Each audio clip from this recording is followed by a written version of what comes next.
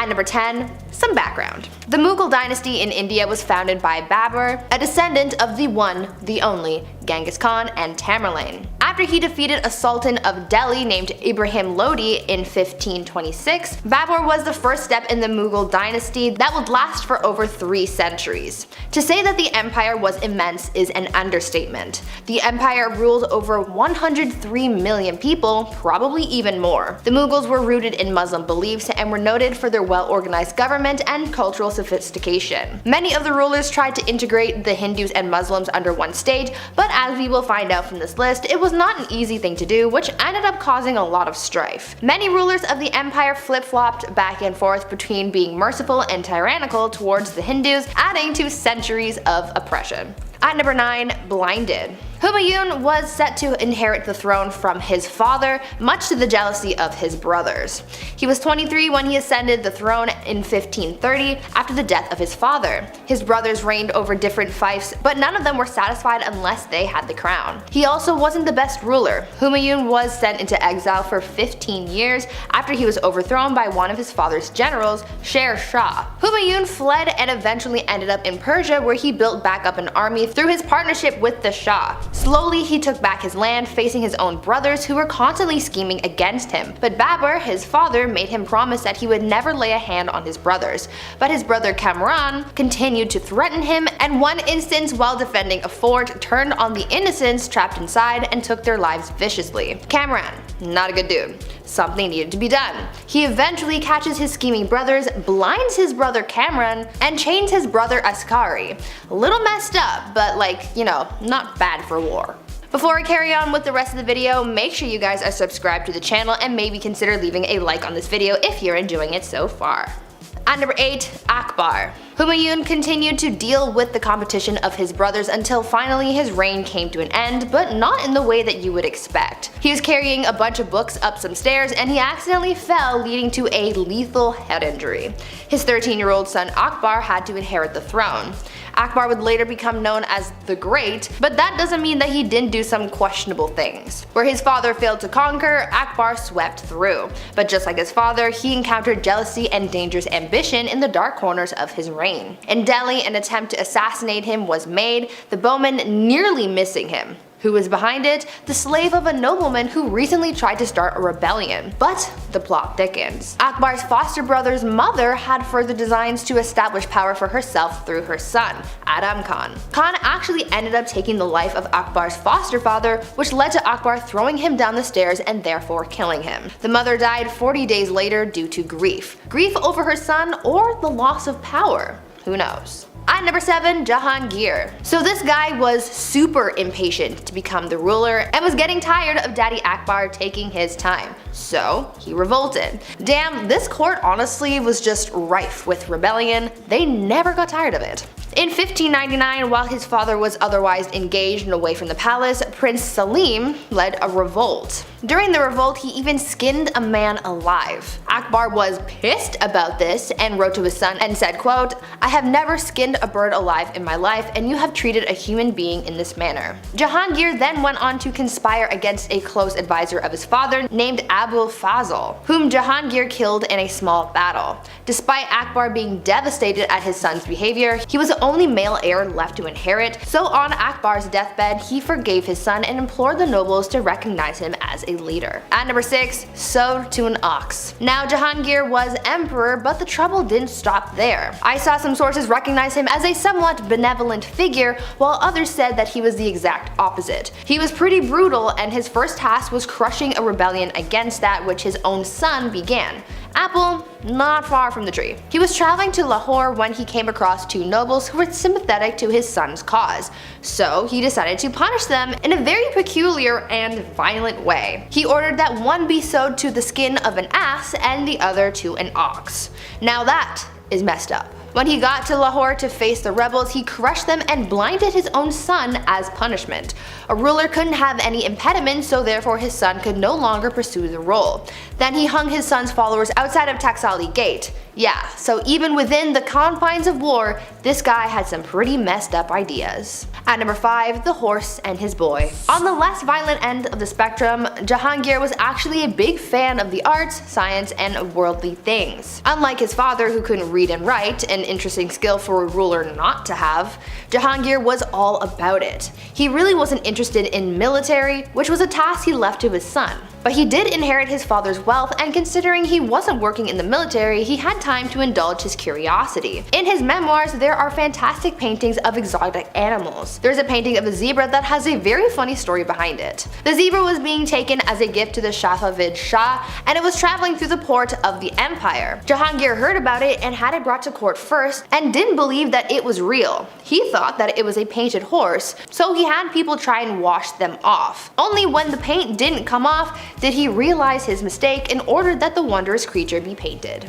At number 4, Shah Jahan and the Taj Mahal. Okay, so this one isn't messed up for violence or anything, but it is the ultimate love story, and we just can't leave it off this list. There is one part that is messed up to me because, man, I don't even know, but we will get to that. If you've ever been to India, then one of the stops you made on your trips was probably to the Taj Mahal, a breathtaking mausoleum built by the Mughal Emperor Shah Jahan to commemorate the love of his life. Considering how big and intricate it is, you know that their love was bigger than any storybook. An Indian poet called the Taj Mahal a teardrop on the cheek of time, a testament to grief and power. Mumtaz Mahal was Shah Jahan's favorite wife, forsaking all of his other wives just to be with her.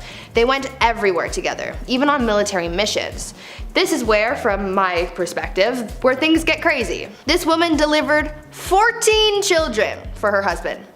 14. Sadly, whilst giving birth to the last, she passed away, inspiring her king to build this massive structure. Both Shah Jahan and his love are buried beneath it. At number 3, brothers at odds. Shah Jahan's rule was considered the golden rule of the Mughal Empire, so how do you top that? Aurangzeb did not even bother trying, and he kinda sucked. He was Shah Jahan's third son, and he was a very military-minded man, showing tactical and strategic military skill and unrivaled determination. Whereas his brother was a man of letters, and no, not the kind from Supernatural. Aurangzeb wanted power, and so in order to secure his rule, he confined his ailing father to his own palace, caused the death of one of his brothers, and had 2 more of his brothers, a son and a nephew, executed. He was literally committing fratricide left, right, and center. But it didn't matter to him because he gained control. His desire to prematurely end the lives of those who stood in his way was described as, quote, a wolf thirsting for the blood of his brothers, end quote. You would think that this motivation to gain power and rule on his own terms would mean that he had big plans for the empire, which in a way is true, but those plans and changes led to a lot of oppression, but we will get to that in a bit. At number 2, staked. Before we get into the oppression that Aurangzeb caused to his empire, let's talk about Emperor Farrukh Siyar. Farrukh Siyar was emperor of the Mughal Empire from 1713 to 1719. He was described as an incapable ruler who gave his power to all of his advisors. His rule caused many conspiracies and plots to arise within the court. He caused a lot of people a lot of pain for his plight for power. With the help of his allies, he gave many of his enemies the gift of the big sleep, but by far the most ruthless thing he did was kill Jahandar Shah and Zulfikar Khan Nusrat Jung. What made their deaths so brutal was the fact that when they went the emperor hung their heads on poles, and just to add insult to injury, he made their parents walk at their funeral. Luckily for the people of the Mughal Empire, Farrukh Siyar was killed by unknown assailants at the instructions of his close relatives, putting an end to his awful reign. And finally, at number 1, the Great Oppressor. Aurangzeb's rule sort of had 2 chapters to it. At first, Aurangzeb was a capable ruler of a mixed Muslim-Hindu empire who was feared yet respected for his vigor and skill, but around 1680, Aurangzeb's rule changed drastically in both policy and attitude. His once unified people of both Muslims and Hindus broke apart, and people of Hindu faith became subordinates, not colleagues. On top of that, Aurangzeb added some more oppression to the mix and not only destroyed Hindu temples, but he also reimposed the jizya tax on non-Muslims, after the tax was initially banned by Emperor Akbar. For the first 20 years of Aurangzeb's rule, he did not impose a tax, but all of a sudden he started demanding these payments, and historians believe that Hindu uprisings are what caused the emperor to act harshly towards the non-Muslim population. This discrimination caused a revolt to unfold that Aurangzeb's third son supported. Aurangzeb spent his last 50 years taking his aggressions out on the Hindus in the empire, and it's for this reason that he is remembered by many as a tyrant. At number 10, the king of hobbies. Everyone has their interests, right? Like, for example, I like video games, and I like watching people scream at their teammates for not helping everyone else out. I'm looking at you, Blake. For kings back in the day, they didn't have people on Rocket League to scream at, so they had to find other interests. For Tsar Peter the Great, he had a lot of interests, and they were all very bizarre. Firstly, he had an obsession with short people, especially dwarves. To him, they were like his real-life dolls or something, and he would hold weddings for them and even hold lavish funerals, complete with small horses pulling a small coffin on a carriage, and even a very short priest to hold the ceremony. But other than this obsession with short people, he also dabbled a bit in medicine. He liked watching surgeries be performed like he was trying to be on Grey's Anatomy or something, but when watching the surgeries just wasn't enough for him, he would sometimes perform them himself. Now remember, he's not a doctor, so it's no surprise to learn that these surgeries rarely ever went well and people died. I certainly wouldn't trust him to give me any kind of surgery, but he was a king so he could do whatever he wanted. Peter the Great also loved dentistry. It is said that if you wanted to get all buddy-buddy with the king, all you had to do was let him pull your tooth. Sounds like the guy was one heartbreak away from starting his own medical drama, but in the worst way. Number 9. Banning coffee. This is the worst of the worst, people. Murad IV, Sultan of the Ottoman Empire. The guy banned coffee like an absolute monster. No more triples for you. He was born in 1612, and for the most part, his mother was ruling through him because he was so young. That's often the case with most of these young rulers. They just get, hey, you're 7, now you rule a kingdom, enjoy. It's tough, they're not gonna know what's going on. But when he got a little bit older, he put forth these laws, punishable by death, might I add, in order to get things back on track. That was the key. He banned coffee, tobacco, and alcohol. He would actually disguise himself as a civilian during the nighttime and would wander around aimlessly in hopes that he would find one of these dark roast renegades. If you were caught outside having a quick smoke break, you weren't arrested, you didn't get fined, but rather, Murad IV himself would take your head off right there in the streets. No trial, no jury, just straight to execution. All because you're drinking a Bud Light Lime. At number 8, why you mad? Now this could be a bit of a controversial opinion, but if your name includes the words the mad, I would assume that you're not doing too great, right? I mean, you have to earn that title, and if it's a title that harsh, that simply begs the question, what in the HE double hockey sticks did you do to get that name? Well, for Charles the Mad, he did a lot. Charles became king when he was only 11 years old, so that certainly didn't help his development, and knowing this kind of helps explain a lot of his actions. He was known for getting really angry and throwing fits of rage, and was known to give people the gift of the big sleep, if you know what I mean. Charles didn't always kill people though, only sometimes. Other times he liked to switch things up. Sometimes he would run around his palace pretending to be a wolf. Other times he would go through phases where he just really didn't want to keep up with his personal hygiene, and he would get so gross that he literally had to be cut out of his own clothes. Now I don't know how long you have to go without bathing to get to that point, but really I don't think I want to know the answer to that question. Charles also thought that he was made of glass, and so he would go through phases where he would sit completely still so that he didn't break. Kind of like Drax from Guardians of the Galaxy, but not as, extraterrestrial. Well, maybe he was. That honestly would explain a lot. Number 7. Party hard. Zhu Huzhou was the emperor of the Ming Dynasty in the early 1500s. Now, lately we've been talking about kings and queens. We're on part 2s for both now, and there's a good amount who simply just aren't ready. They're too young to rule. Like Joffrey from Game of Thrones. Kings like that actually existed. They were horrible. They were young, they were too young to know what was right and wrong. Plus, they usually have some corrupt parents whispering in their ears the entire time. Zhu took the throne at just age 14, and for a while, ministers were confident that he would grow into the role and become the leader that he was born to be. Well, when he got older, he transformed a zoo just outside of Beijing. He transformed it into his own personal brothel.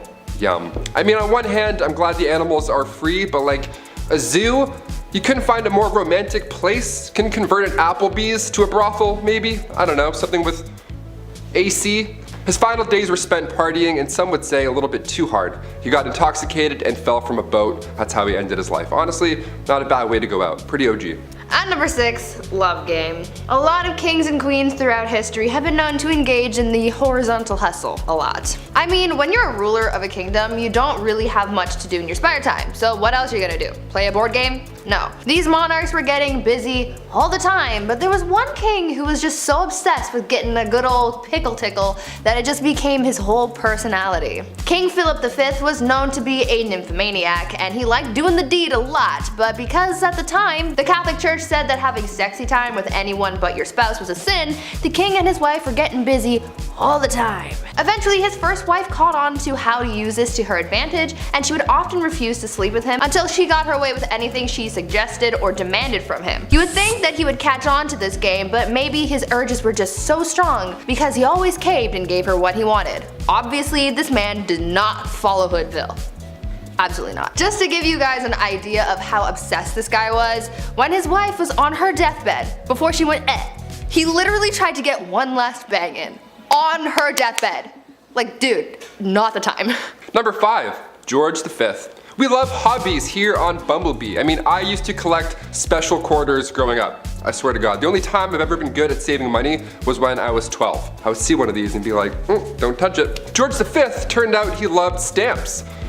A lot. Like a lot. Since he was a wee young lad, he was collecting these little guys. Here's the unusually impressive part about him though and his hobby. He continued to collect stamps during World War I. This guy was busy, everybody's trying to stay alive, and George is just licking stamps in the library like a prince. Like all collections, it started at an early age, and now it's at the point where it's past impressive and it's just borderline strange. This guy had albums on albums of stamps. He had around 330 albums, each with 60 pages full of stamps. Quick maths, that's like 20,000 pages full of stamps. So naturally he was nicknamed the King of Stamps, or rather the King of Philately, the official term for collecting stamps. It's a nice word. Philately. Back in 1905, he set an all-time stamp record, which I didn't even know that was the thing, and it was the most money ever spent on a single stamp. The guy dropped like 220,000 US on a single stamp. Somebody even asked the prince down the road if he had heard about this idiot who spent 1,400 pounds on a stamp, and he was proud of it. He was like, that was me, you wanna see it? The next King George is a little different, to say the least. At number 4, womanizer. I'm going to preface this by saying that George IV of England was voted as England's worst king by historians, so that should already tell you a lot about this guy. Georgie here was yet another one of those monarchs who was a little too invested in his intimate conquests, you know? Now we do know that the encounters that he was on were all consensual, so that's a plus. However, he was still creepy about it. Yeah. This man tried everything to get a woman to sleep with him. He would throw a tantrum if she said no, or threaten to end his life if he didn't get to do the 8-legged nature dance, you know? Somehow, this had a pretty good success rate, even though he was not a catch at all. It feels like this was one of those situations where you kind of just give in to make him stop talking, you know? Anyways, this guy was super creepy because on top of the lengths that he would go to just to get some time in the sack, he also kept trophies of his conquests. He would ask each of the people he slept with for a lock of their hair, and he kept them all. Back then, it was kind of common for lovers to keep locks of each other's hair, but George's collection was alarming because of just how many locks of hair there were. After the king died, his brothers found 7,000 envelopes, each with a lock of hair that was, quote, enough to stuff a sofa, end quote. Fun fact, if you want to see this insane collection, it is in a museum in Scotland, so check that out if you want, I guess. Number 3, Kleptomania Part 2. On our spoiled queens list, Brie mentioned Queen Mary and how she just couldn't stop stealing, which is hilarious to me, just this old lady stealing your shit. Well, the last king of Egypt also had sticky fingers. He was even better at it too. Check this out. Farouk I was the youngest son of Egypt's first king, Fuad I. Now born in 1920 in Alexandria, and in his early days at school, he couldn't concentrate. The king sent him to England even after to hopefully find a better way of teaching, something that works for him, but still it was to no avail. Once the king passed away in 1936, Farouk then got the throne, but also so much property and so much money. He had hundreds of fancy cars, 75,000 acres of land. This guy had it all. Literally, he had anything he could think of, but still he felt like he needed to take more, to steal. At 17 years old, he would slam 12 eggs for breakfast and then wash it down with 30 bottles of beer. Nutritious and delicious. Horrible. On top of the fact that he loved to steal, he was the biggest hoarder. So he had thousands of shirts, randomly. He also had 50 diamond-studded walking sticks for some reason, and like a prince such as myself, he too collected coins. I mean, his collection was much nicer, but still, great minds think alike. Spoiled minds think alike, rather. Oh shit, this is eye-opening. One of the most bizarre facts about Farouk was he pickpocketed Winston Churchill once. He took the guy's watch. After everything I just said, he still decided to steal his watch. What a gem. We love him. Yeah. At number 2, the king of pettiness. Let's talk about a ruler that the Indian state of Alwar has described as controversial. If his own people are calling him controversial, then you know something's up, and boy, you better strap in because you're in for a wild ride with this one. Maharaja Jai Singh was pretty eccentric in a pretty dark way. He was known to have a temper and act on impulse, and he did some very questionable and downright scary things. He was known to be very competitive and hated to lose. One time while playing polo, he and his team lost, and so in retaliation he blamed the horse he was using and made the horse get extra crispy. He fired his horse. I'm sure you know where I'm going with that. If not, use your noodle, I don't know. Unfortunately, the cruelty towards living things didn't stop at animals, and he was also known to kidnap women from the streets and go all criminal minds on them. On a slightly lighter note, though, the Maharaja was also known to be very petty. Once he went into a Rolls-Royce dealership, and the person working there thought that he was broke and ignored him. Thinking that this was insanely rude, he bought 7 Rolls-Royces, sent them back to India, and used them to pick up garbage. This guy was really just doing the absolute most. And coming in at our number 1 spot, King Ludwig II. Home renovation shows rock my world. I can watch Love It or List It for months at a time. It's the dream, building your own home one day, and if you're a king, well, it's pretty easy to get that done. In our Spoiled Queens Part 2, I mentioned a princess that had a house made of ice, literal ice. Well, King Ludwig II had numerous castles built to resemble fairy tales. Literally, like fairy tales. I gotta admit, I kind of love this a lot. Ludwig was only 18 when he became the King of Bavaria in 1864, and then he had castles, like castles, more than one, built after he was inspired from romantic literature and spending some time at the opera. The kid was a dreamer, you gotta love it. He would spend his nights in one castle looking through a telescope at his new castle being built, so he would just watch it all night. That's like the king's way of waiting for your Amazon delivery. Just standing there, just like, oh, it's coming. 17 years and it's done. Just 4 years in, he designed his own castle, and to this day, it's one of the most photographed places in the world. Neuschwanstein Castle. Go check it out. It's literally a paradise. At number 10, royal enemas. Apparently, back in the day, enemas were all the rage amongst the elite. It was believed that enemas were good for your health, so everyone was doing it to try and live a little longer than the rest of those commoners and peasants. One person who really just couldn't get enough enemas in his life was King Louis XIV. It is believed that over the course of his life, Louis XIV received thousands of enemas. When I tell you this guy was obsessed, I'm not kidding. One year, Louis received 212 enemas in just the 1 year. And of course, he had to make his enemas a little jazzy and couldn't just use water like any other person. Oh no.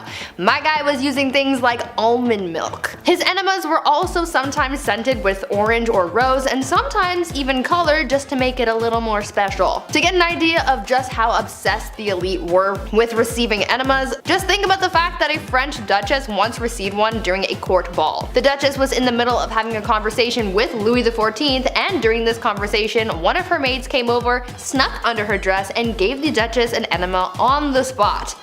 Ew. These people were so weird. At number 9, pampered pony. I'm sure I can speak for most people when I say when you have a pet, you love and care for that thing like it is your child, right? Well, one Roman emperor might have taken that concept a little bit too far, because saying that he was obsessed with his horse is an understatement. The Roman emperor known as Caligula had a horse named Incitatus. Caligula was a horse racing enthusiast, so Incitatus was his pride and joy, and not too many people were all that thrilled about it, to be honest. When I tell you this horse was treated better than most people have ever been, I'm not kidding. The horse's stall was made out of marble, his manger was made out of ivory, and he was even fed oats flaked with gold. Caligula was also very adamant about his horse receiving a good and restful sleep before a race, and he was so serious about it that he made guards stand outside of the horse's stable to make sure that the horse remained undisturbed while it slept. This horse even had its own furniture. Like, what is he gonna do with it? He's a horse. Caligula was so fond of his horse that he even made it a priest and promised to make him consul, which was the lead position in the Roman government after the emperor, highly coveted by senators. This was the last straw for people because the emperor was putting his horse above his own people, so he was assassinated. Now, before I carry on telling you guys about the wild and crazy things that kings did back in the day, I would like to first ask you guys to consider leaving a like on this video if you're enjoying it so far, and also maybe think about subscribing as well to see more videos like this one. At number 8, Mumia medicine. It's safe to say that medicine from the past is very different from modern times. These days we have pharmaceuticals to treat illnesses, but back in the days of old there were very different and quite questionable methods of treating ailments, and one of those methods included cannibalism. In the 16th and 17th centuries, it was common practice for elites like priests, kings, and other nobles to consume remedies that included human bones, blood, and fat as medicine to treat ailments from headaches to epilepsy, and this practice was called Mumia medicine. At first, it started with people using Egyptian mummies and skulls from Irish graves for use in medicine, as bones would be ground and used in different tinctures for various uses. But soon, other parts of the body started to be used. Human fat was later used to treat ailments on the outside of the body, and blood would be consumed as well, as it was believed to contain the vitality of life. Several monarchs were known to use Mumia medicine, like Charles II and William II of England, Francois I of France, and Christian IV of Denmark. At number 7, kissing sheets. For thousands of years, monarchs worried about the threat of being poisoned by their enemies, and so they thought of an array of precautions to take in order to prevent being taken out by some kind of spicy death sauce or something. Many monarchs hired tasters to try their food before it was given to the king to make sure that it wasn't poisoned, but some monarchs were also afraid of being poisoned through something that they touched. This is why Henry VIII hired someone with a very important job to make sure that his bed wasn't poisoned. The person who was tasked with making the king's bed was also required to kiss every part of his bed in the morning. They would kiss the pillows, sheets, and blankets to prove that someone hadn't smeared poison on it. The king was also concerned with people poisoning clothing too, so his clothes as well as his son's clothes were also tested for poison before getting dressed. At number 6, eternal youth. I know that there are a lot of people out there who want to live forever. I am one of those people. I am afraid of dying, but I also want to see what humanity will look like many years from now until the sun consumes the earth. Unfortunately, that's kind of impossible, at least for now, until we come up with some kind of way to make people live longer. But this idea of prolonging your life has been around for thousands of years, and one Chinese emperor was super obsessed with the idea and really tried his best to live for at least another 10,000 years. Emperor Ying Zhang was obsessed with finding a magic elixir that would make him live longer, and he demanded that his subjects find this immortality elixir for him. Now, even though he brought a lot of prosperity to people during his rule, he never let go of his demand for immortality, and it put a lot of pressure on his underlings to find him something to help him live forever, but obviously that didn't happen. He was so concerned with his lifespan that he even brought magicians into his court. His obsession alienated him from his people, and after all of that effort trying to live longer, he died at the age of 49. At number 5, no bathing. These days, bathing is kind of a necessary thing. You gotta be clean, you have to smell nice, you have to practice proper hygiene. But back in the olden days, this was the complete opposite, and nobles rarely ever bathed, and it was kind of a trend. Over time, physicians began to believe that bathing was dangerous, and obviously the nobility tried to protect their lives and well-being at all costs, and so they just stopped bathing. In a popular 16th century medical book, it was advised, quote, "Use not baths or stews nor sweat too much, for all openeth pores of a man's body maketh the venomous air to open and for to infect the blood," end quote. So yeah, they thought that taking a bath would make you sick. In the late 15th century, Queen Isabella of Spain would go around bragging about the fact that she had only ever bathed twice in her whole life. Weird flex, but okay. King James IV apparently never bathed, and his hygiene was so bad that he passed on lice to other people who went into a room that was frequented by the king. He also never washed his hands before eating and would just rub his fingers with the wet end of a napkin. These people were gross. At number 4, prankster king. You know that you're a spoiled king when you can pull pranks on people constantly and never have anyone try and stop you or fight back. This was basically the life of King Christian VII of Denmark, who was known for being pretty childish and playing pranks on people his whole life. He was a troublemaker through and through. He was known to play pranks on his grandmother by putting pins in her throne, and he would throw things at her, and he even ran through the streets with his friend and his mistress, destroying shops and patronizing brothels. He even made his own torture rack, had himself tied to it, and flogged. Why? I have an idea, but I don't want to think about that one too hard. One of the other weird things that he was known to do was leapfrog over dignitaries when they would bow to him. This guy was really quite immature. At number 3, saints in bed. I understand the desire to feel protected by whatever gods or saints you might believe in. That's one of the whole points of religion. However, I think some people can take that idea a little bit too far, and by some people I mean the Spanish royal family. These guys took religion very seriously, and they believed that following religion heavily would allow God to heal them when they were sick.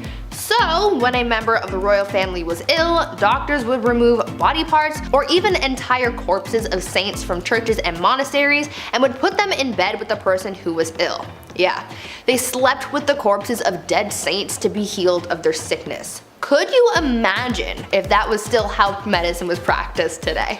At number 2, rat court-martial. There has been a record of many kings throughout history who were complete children through and through. Even though many of them grew into adulthood, they still acted immature, and one of the greatest examples of that was Peter III of Russia. He was not a good ruler or a good husband to his wife, who would later become Catherine the Great. Peter spent every night in bed with her playing toy soldiers because he was obsessed with his little dolls. He was so obsessed, in fact, that when a rat chewed the head off one of his toy soldiers, he was so upset that he held a proper military court-martial for the rat. He proclaimed the rat guilty of treason and had it hung in a tiny gallows that he had built for the occasion. It was weird, but in the end that bizarre event helped Catherine overthrow her husband, so I guess it kind of worked out for someone.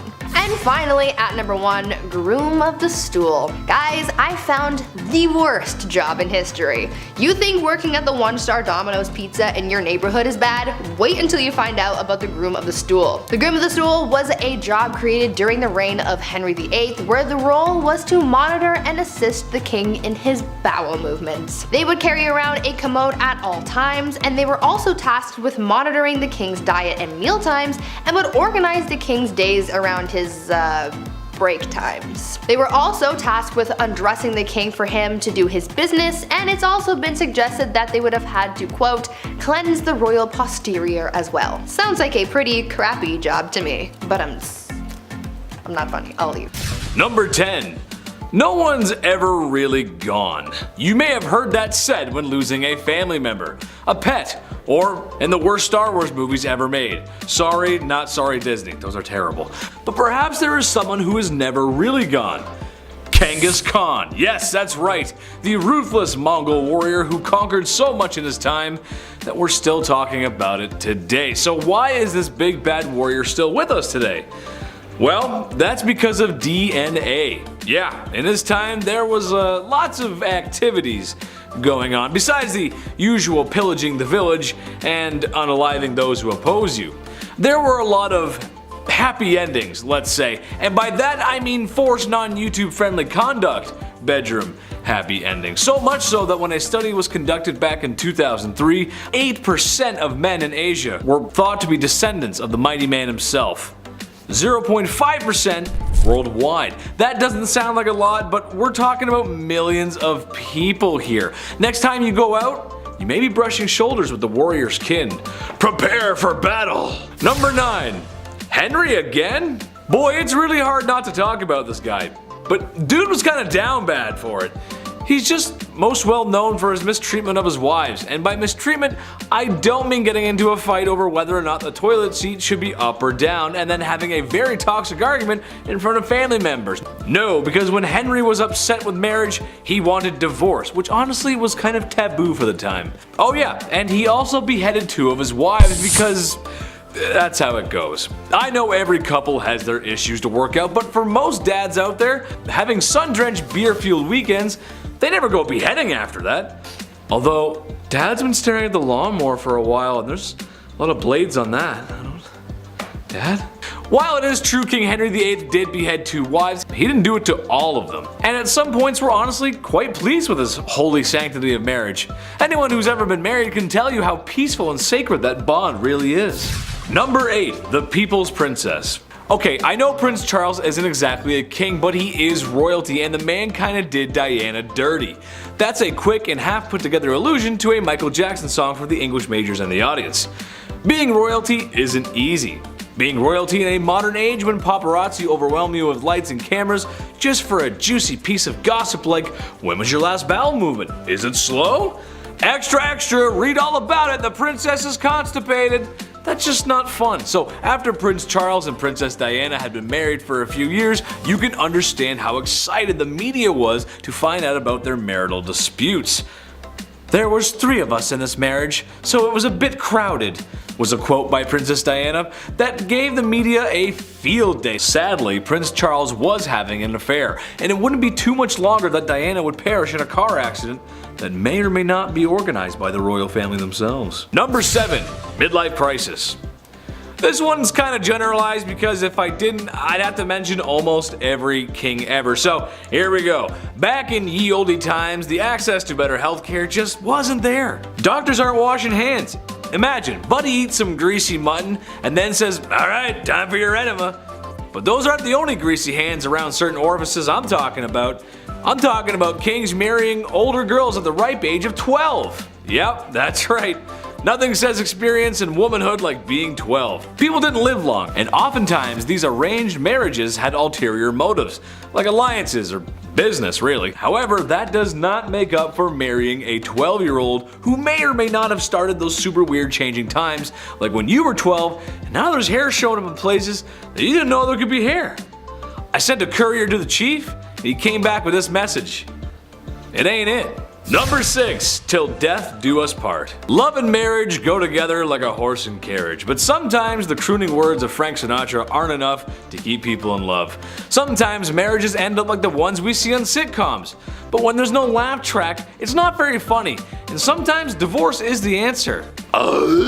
Medieval Germans thought this too, and something they practiced was divorce by combat. Basically, the man goes into a hole with his arm tied behind his back, and the woman is free to move around with a sack of rocks. These proceedings are strange, as I'm sure no husband or wife married today would ever get so frustrated with one another that they would want to hit one another on the head with rocks.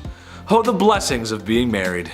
Number 5. Domestic disturbance. William the Conqueror was one down bad dude. The illegitimate ruler to the throne left a bad taste in some people's mouths, and was just as ruthless in silencing those rebellions that were always uprising against him as he was with the famous battles he was a part of, like the Battle of Hastings. But what I think he should be remembered by is the way he asked Matilda to marry him, or rather the extreme measures he took when she refused his advances because he was an illegitimate leader. William dragged Matilda by the hair out into the middle of the street and beat her until she agreed to marry him.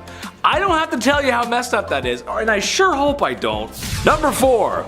Nero Sauna. The Romans were kind of a big deal, especially if you're into history.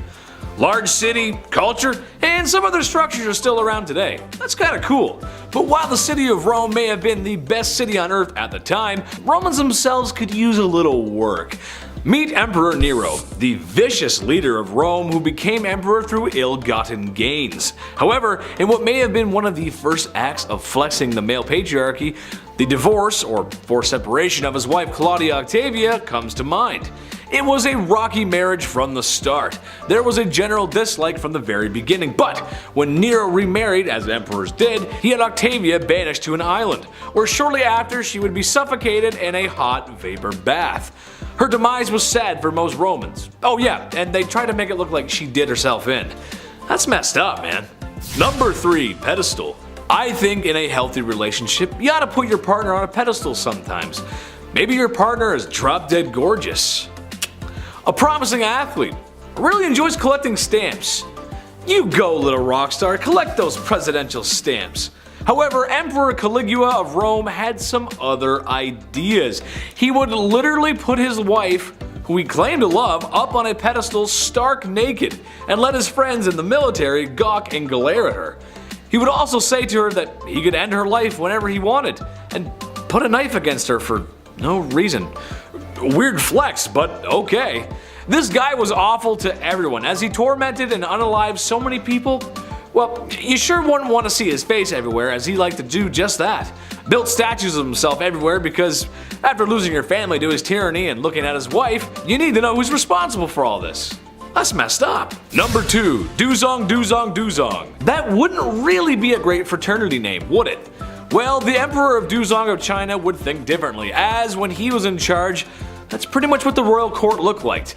Enough drinking to keep AA in meetings for 100 years, and enough ladies of the evening to...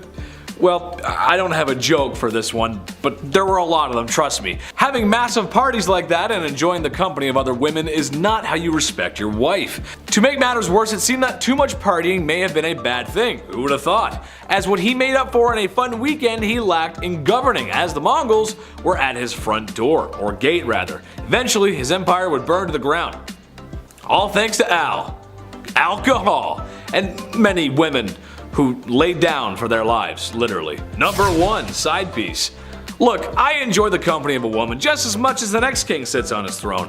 But in my opinion, once you find a wife, it's time to settle down, relax, no more crazy parties like Duzong.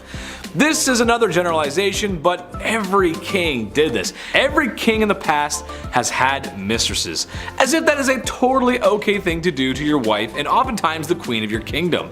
I'm a reasonable guy, so maybe I can see having your side piece waiting in the wings to be stage center, but it's never one, is it? It's always multiple. Ladies of the past, all I can say is make sure you give birth to a boy and watch your back. They're coming for you. Number 10. What a drag. Bachelor number 1. What would you do if I refused to marry you? Well, I would probably get quite violent and lead to the destruction of 10,000 lives at the Battle of Hastings. Might just drag you around by your hair and see where the night goes. William I, or more appropriate, William the Conqueror, was a fierce warrior and the first Norman king of England. Being the illegitimate child he was to the throne, some people didn't exactly respect the power moves old Willie was making. People rebelled, and he crushed them. Oh, and there was this one time that he fancied a woman named Matilda. Being the respected woman that she was, she declined Willie's advances. Willie, not taking no for an answer, promptly dragged her around by the hair until she agreed to marry him. Gee, what a swell guy. Number 9. Let them eat cake. France had seen better days in the 1790s. People were starving, the economy was bust, and for some reason the poorest citizens were being taxed the most. When cries were made from the people, they demanded that change be made. King Louis XVI, being the great leader he was, he listened to the people and there was no problem ever again. Oh wait, he did nothing and the country had a bloody revolution. The man supposed to be leading his people failed to act. In fact, he did less than nothing, often trying to silence the riots by force. But when people are very hungry, and you're living fat with high society, you can lose your head in all that chaos. While the famous quote, "let them eat cake," may not have actually been said, it's a good reminder of the disconnect between the upper class and poor. Leaving your people to starve isn't the best idea if you want to be a king for a long time. Number 8. Cashback. King George III had a simple ask of the American colonies. Right then, we just saved you all from the French and Indians, so now it's time to do the right thing and pick up the bill. Britain introduced new taxes on the colonies in order to pay back what it had spent on the previous war. But in reality, he was asking the colonies to pay up without much in return. Basically, I'm the king, I saved your skins, give me more money, which most people at the time couldn't afford. And I'm still gonna boss you around. The British Empire may have been victorious, but it was the colonists who felt all the effects of the war and the economy. This happened multiple times before some patriots had had enough and decided to act. And what he did when the people he was forcing to give money spilt a little tea? Well, he sent British troops for a semi-friendly military occupation. I'd hate to loan this guy a nickel. Number 7. Terrible Ivan. He wasn't called Ivan the very friendly and generous and would for sure never cause any harm to anyone ever. He was Ivan the Terrible, and for good reason. His actions are very unholy. Let's start with the fact that he killed his son's pregnant wife. And when his son came to confront dear old dad, his son was struck with a pointed staff, killing him in a fit of rage. A legend tells us that once St. Basil's Cathedral was finished construction, he was so pleased with the architect, to reward him for such magnificent work, Ivan gouged his eyes out so that no one would ever design something so beautiful again. His paranoia also caused the slaughter of Novgorod, where after he was done claiming thousands of lives, he burned all the fields just for good measure. Wouldn't want all those dead people farming without your permission. Should we tell him about the other world monuments? Number 6. Off with her head! Henry VIII is more well known for how he treated his wives more than his leadership. With a reign of over 20 years, the man had a few wives. 2 of his wives were executed for ridiculous reasons, another was divorced. Turns out, actually, the church wouldn't grant that divorce he was looking for. So Henry went and did the next best thing. He broke away from the Catholic Church and dissolved the monasteries, taking their wealth and redistributing it as he saw fit. Nothing is unholier than trying to get away from the church. Historians believe that his divorce actually led to the English Reformation. Number 5. Nothing left. Alexander the Great was an excellent warrior for his time. Having conquered so much at a young age is really quite impressive. His empire stretched from Greece all the way to India. For a history class or a good book, this is fine, but in reality, he was a conqueror. The places he was marching into weren't exactly happy to have spear-wielding visitors. He laid siege on multiple cities, executed those who defied him, and sold people into YouTube's least favorite S-word. Just about checks off everything a guy needs to be considered a tyrant. History remembers his conquest, but I for sure will not forget how brutal conquerors can really be. Number 4. Chop chop. While Maximilien Robespierre was not a king in the monarch sense, he did hold a lot of political power in France when the political climate was quite messy. Plus, France was at war. But even messier than that is the way he dealt with citizens who were deemed anti-revolution, by sending them to the guillotine. Within a 1-year period, he sent 17,000 people to their dooms via the National Razor, or as it became to be known. He even began practicing deism, something he called the cult of the supreme being. And if you know your history, you know that you can't get away with that forever. And with some sweet poetic justice, Robespierre was sentenced to the guillotine. Number 3. All my friends are dead. Usually when people expire, the human thing to do is bury said lifeless human. It's just what we do. But apparently Ferdinand I of Naples did not get that memo, instead taking a page from Night at the Museum. No, this is not a cute comedy movie starring Ben Stiller, but in reality a complete horrifying nightmare. Ferdinand took the saying, "keep your enemies close," a little too literally, as his favorite form of punishment was to mummify his enemies, which, let's face it, if he's a king, there's gonna be plenty. And he would like to display these mummies in what's probably the coolest place to be if you're into that weird goth stuff. He did keep some alive in the dungeon, but he much preferred his guests embalmed, where he would have them dressed up on display, just as they were before making the mistake of crossing Ferdinand. Now, what's the point of having that hardcore collection if you're not going to show it off? Well, he did. To the people he suspected of treason, which, in a place like that, treason leaves your mind pretty quick. Number 2. Average height for the time. Napoleon Bonaparte was one of the greatest military strategists of his time, maybe of all time. With full support of the French army, Napoleon found himself earning gallant victories one after another, all being accomplished at a very young age. However, after years of great success in multiple wars and kicking a lot of imperial butt, it started to go to his head. Shortly after the coup that overthrew Robespierre, Napoleon had gained enough support to claim himself as the Emperor of France. With said power, dissolved the freedom of press, reduced the rights of women, and oh yeah, he was at war with most of Europe for years to come. While his military victories cannot be understated, his rise as a tyrannical dictator makes him very unholy. Number 1. Dracula. There's been a lot of unholy things said here today, but old Vladdy takes the cake. What he lacked in land and power, he made up for in his brutality. As the legends go, Vlad was creative in his punishments, and was well noted for his human art pieces. And by art, I mean impaling his enemy on pikes, sometimes through their rear ends, and leaving them as warnings for anyone who dared cross him. Similar to the time visiting envoys wouldn't remove their hats as it is to do in tradition, so Vlad had their hats nailed to their skulls, so that they may never remove them. There are a few other stories that are just too hot for YouTube, but I think he's a textbook example of unholy. He may also be the inspiration for Dracula. Imagine being that much of a monster one is created in your likeness. I mean, just looking at the painting of this guy creeps me out, man. Whoa! But kicking off the list at number 10, must love licorice. Okay, we'll start off a little tame. Napoleon Bonaparte, the famous French emperor, the famous military leader from the 1800s. Napoleon Bonaparte was responsible for conquering a large part of Europe. Bet you didn't know he was obsessed with licorice though. Way too much. He would eat this all day, every day. Ugh, it feels gross. Look, as somebody who can't stand licorice, I already feel bad for Josephine. Licorice breath at any time of the day coming your way? No thank you. I'll hard pass.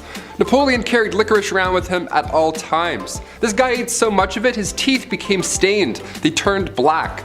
Oh yeah, I forgot to mention, it's black licorice too. Not the strawberry pull and peels, those are great. I'm talking about 1800s black licorice. It would come in lozenges. If somebody offered me a lozenge and it was black licorice, I'd call the police.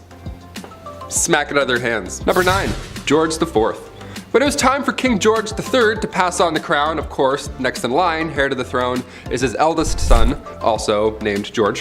What if you became king in 1820? Would you be noble? Would you do monologues in the sunset as you enriched your homeland? Kings like to do that a lot with their, if I had the hair still. Or would you do what King George IV did and make horrible financial decisions every single day? The guy would just party all day as well. He would gamble every day, he would buy expensive stuff that he did not need, and on top of that, he would never do any of his royal duties. Guy wouldn't do his job. His father had to step in, classic. He figured the only way to settle all these new debts set in motion by George IV, in order to clear those up, George now has to marry his cousin, Caroline of Brunswick. The arranged marriage happened April 8th, 1795, and what was supposed to be a happy day for all was a nightmare for all included. They hated each other as soon as they met. I mean, obviously, he was a fool. George got heavily intoxicated for the wedding. He was just hammered the entire time. And then 9 months later, almost to the day, they had a child. And then right after that happened, they went their separate ways. So yeah, horribly unhealthy relationship. Once George became king in 1820, he then tried to divorce her. Like, what a fool. Just let it go. Let it all go. Let her go. Number 8. Filippo Maria Visconti. The Duke of Milan during the 14th century was at first Gian Maria Visconti, but after he was taken out, his brother Filippo Maria Visconti had to step up to the bat. As a ruler, Filippo was better. His brother had been cruel previously, hence the untimely departure. So this was a good move at first, so we thought. Now Filippo had to take over come 1412. Filippo was better than his brother on paper. He helped reorganize government finances. He got the silk industry up and running, which we love that. He ended up passing away of natural causes down the road, which is, nothing like his brother.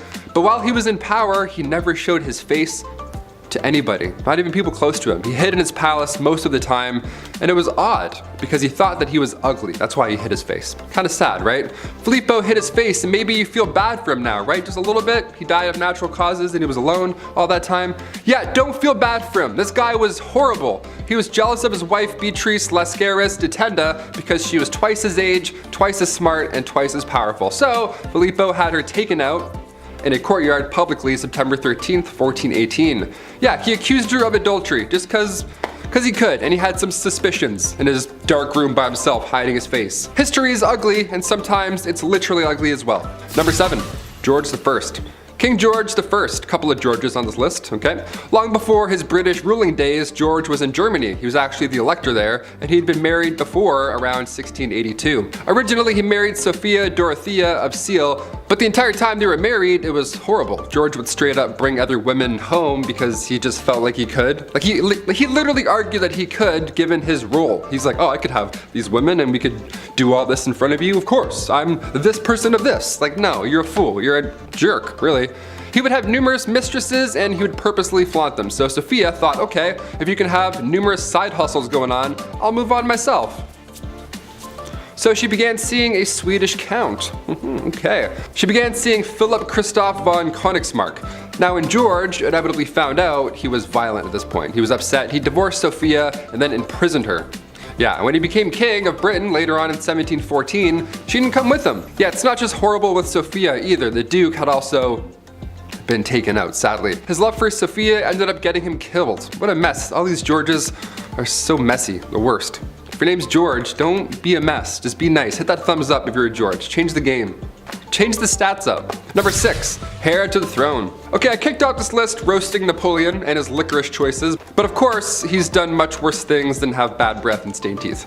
Napoleon's marriage to Josephine was first fueled by love and friendship, but things quickly changed. Marie-Josephine Rosé Tascher de la Pagerie was born in 1763. She had 2 children with her first husband, but that marriage was also not a happy time. They separated, and Josephine met Napoleon in 1795. Napoleon at this point was married at the time, and they had an affair, and they were deeply in love, like actually in love, and Napoleon proposed to Josephine in 1796, and they married later that year.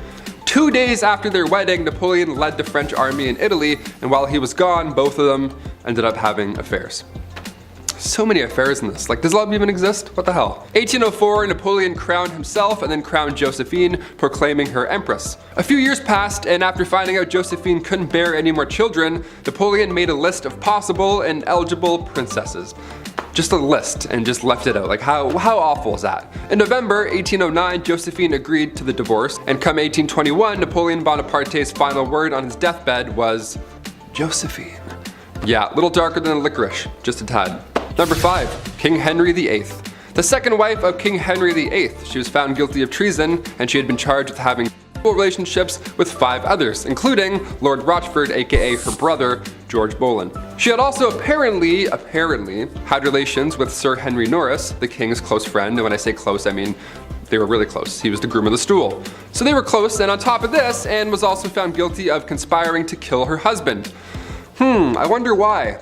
This list will explain a few reasons. Now, it's since been proven that these crimes were a bunch of rubbish. Anne wasn't present when these events even went down. She was still recovering from the birth of her daughter, future Elizabeth I. So there's no way she was fooling around with the groom of the stool in October 1533, Your Honor. All 5 guys involved were executed on Tower Hill May 1536, and then 2 days later, Anne joked about her own little neck before being taken out with the sword herself. Yeah, all dark. There wasn't even a coffin for her burial. Somebody had to get an old elm chest from the Tower Armory.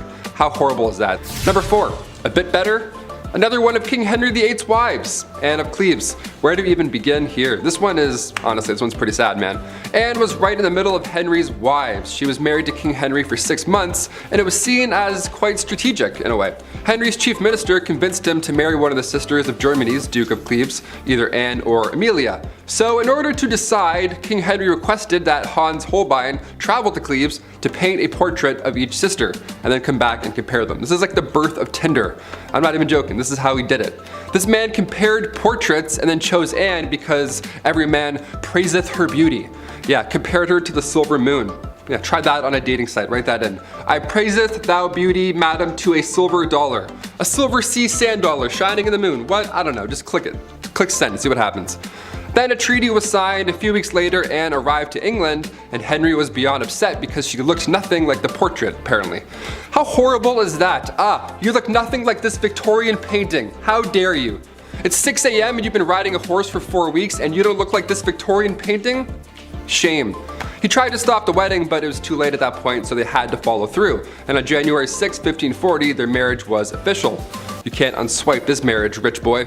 Anne later accepted the divorce gladly and then lived as the king's sister peacefully until her death in 1557. Number 3, Christian VII. Christian, there's an ironic name for what I'm about to tell you. The prince that couldn't keep his hands out of his pants. I don't know how else to say it. Here we go. Christian VII of Denmark. He was a young lad. He was spoiled. He was a little comfortable with his body, maybe too comfortable, and he would often just have his hands in his pants hanging out. He was like one of those, rich king. He was kind of like Joffrey from Game of Thrones. He would just sit back and like suck on candy and stuff and just, fool around. I don't know, it was gross. Middle of dinner, this guy would pass around food to his family with those gross hands. He would alternate hands and pants to handing out food.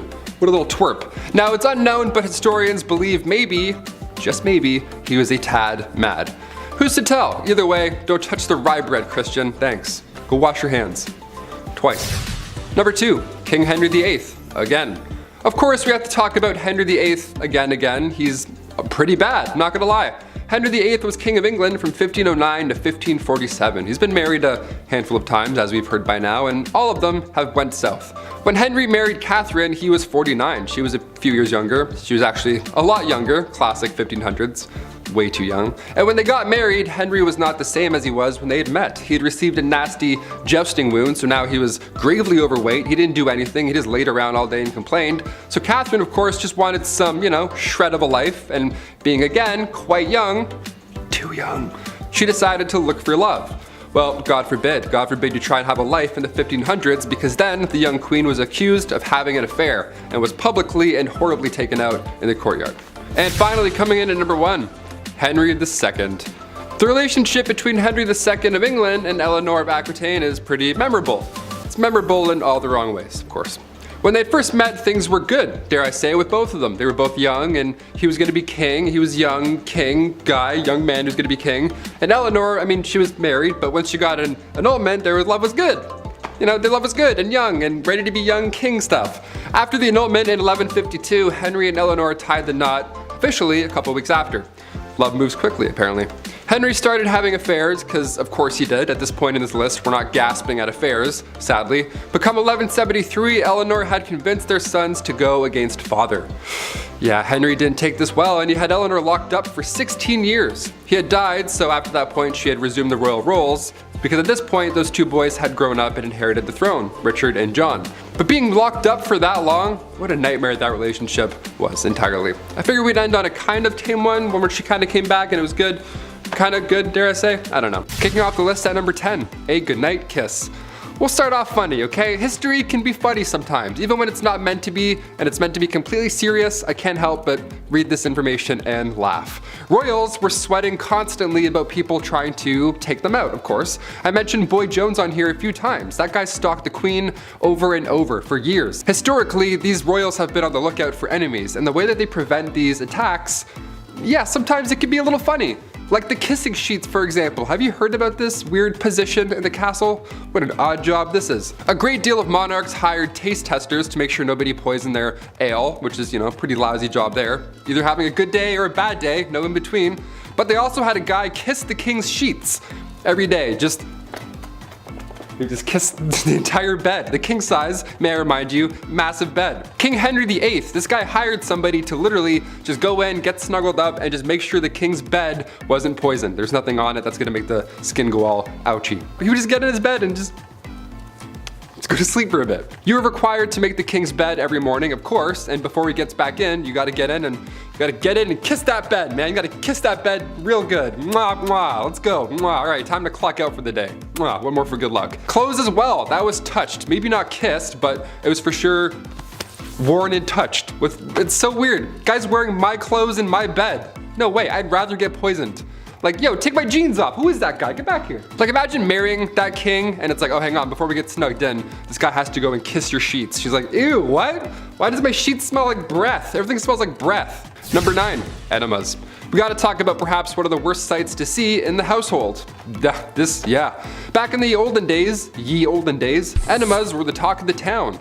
Well, rather, the palace. Like most things in the 1400s, only the rich could afford the enema supplies. Specifically, King Louis XIV.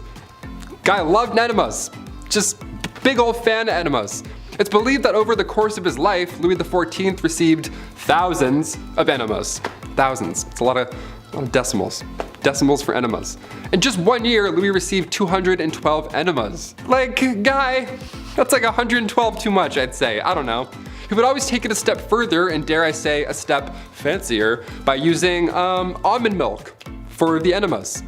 Imagine being married to a guy and he pulls out almond milk and you're like, oh no, not again. Come on, Louis, please, I just ate. Number 8, no bathing in this house. Bathing in the olden days wasn't fully understood, if that makes any sense. Like in a medical book, in an official 16th century medical book, the medical advice was, use not baths or stews, nor sweat too much, for all openeth the pores of a man's body, and maketh the venomous air to enter and for to infect the blood. First of all, huh? What? What does that even mean? Why is every shred of medical knowledge always written in riddles? God forbid you have bronchitis in the 16th century. A doctor would just be like, ah yes, just a drop of ale and a witch's flick and you'll be on your way. Like, what? Do you have any halls? Help me. Help me, dude. No, I'm just mad. Bro, I have pneumonia. I need medicine. So of course they thought that taking a bath would make you sick. Of course. So King James IV, apparently this guy never took a bath in his life. And his hygiene was so bad that he would sometimes pass lice to others just by being in the same room that he was earlier. So not at the same time, he would come in, do his king stuff, leave, and the lice would be like, pew! And they would just wait in that room and get on someone else. That's so gross. That's horrible. Lice would emit off this man. He's like the stinky kid from Charlie Brown with the stinky cloud. That's just like lice around this guy. Margaret Tudor was married to King James. Yeah, must have loved the no bathing thing, eh? Oh boy. Number 7, Queen Caroline. Queen Caroline. Ba ba ba. She went out in a horrible way. We can't sing about her. History remembers Queen Caroline for the way that she went out. It was bad. It was actually written down in an epigram attributed to the 18th century poet Alexander Pope. Here lies wrapped up in 40,000 towels, the only proof that Caroline had bowels. Again, it rhymes. Why is everything rhyming? This is so awful.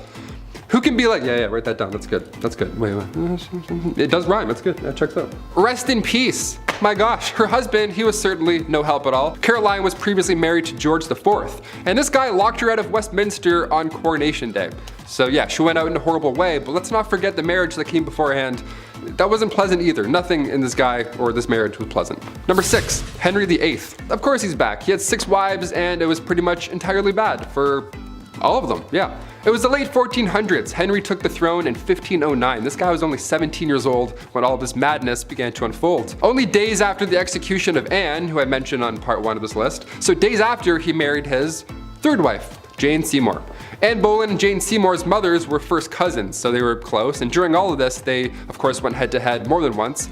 Jane died shortly after giving birth to Edward VI on October 12, 1537. I can't mention King Henry's wives and leave a couple out. This is just a history channel. We have to mention all of them, okay?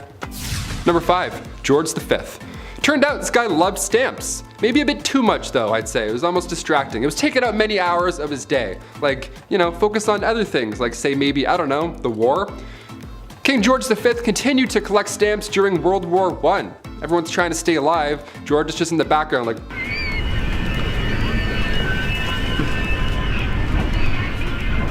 Like all collections, they started at an early age. It's now at a point where it's just, past impressive and borderline strange. Especially if you're a royal, like you're really going hard with this. This guy had albums on albums of stamps. He had around 330 albums, each was 60 pages, full of stamps. That's 20,000 pages full of stamps. That's a lot, way too many stamps. So naturally, he was nicknamed the King of Stamps, or rather the King of Philately. That's the official term for collecting stamps. We're historians here, we have to make it official.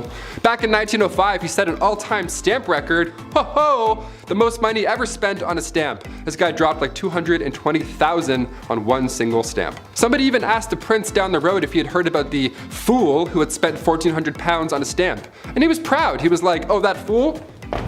It was I. Number 4, Rudolph II. The Holy Roman Emperor from 1552. He was known as a collector. Yeah, some princes collected stamps, others collect zoo animals. We're all different. Yeah, his castle was home to lions, tigers, and not bears, but orangutans, so good luck getting your 8 hours.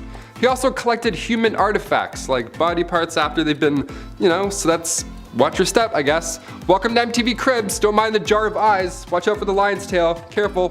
What a mess. He's quite important in history though, I guess. He supported the scientific revolution, and he also poured tons of money into astrology, so next time you read your horoscope, remember it's Bones in the Jar Benny that's responsible for that one.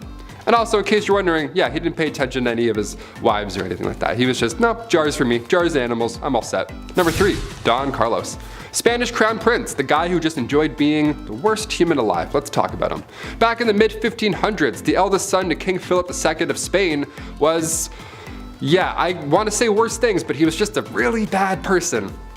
YouTube, he was just a bad guy. Now, it's been noted that he was born with a hunchback and one leg was shorter than the other. Historians like to bring that up first, and how maybe he had the odds against him with these disabilities growing up, and people often feel bad for him a little.